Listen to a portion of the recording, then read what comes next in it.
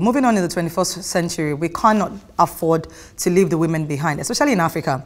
We know, according to my campaign that I'm doing with other people, for example, with one, it says poverty is sexist. And the reason why that statement is there is to say when there is poverty in any neighborhood, society or clan, the first people that get affected are the women, you know, and we can't afford, especially in the 21st century, to leave women in the background. Women now need to come out. We need to start speaking about women's rights. We need to start talking about education, especially because at a point, women, even when they get into school, drop out of school.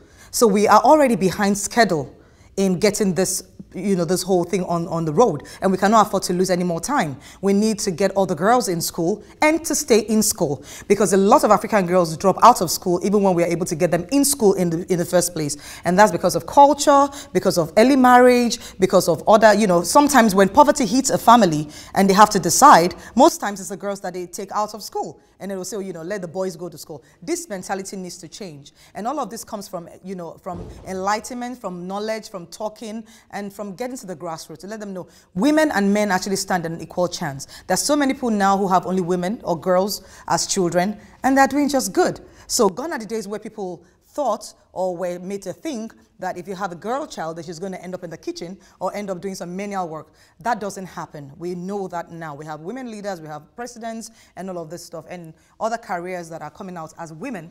And so a girl child is just as valuable as a male child. And so these discussions are going on now, and it starts by getting these girls into school and stay in school. About 130 million girls globally are still out of school. It's unbelievable.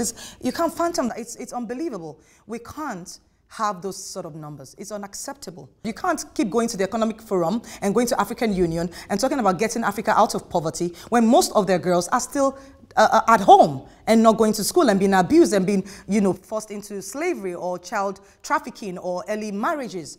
It's unacceptable. So we need to get girls in school, and then we need to start to talk about their human rights. And so in Africa, in the South countries or vicinity, this is where this discussion actually needs to foster and start. So we need one another, and this is where it's starting.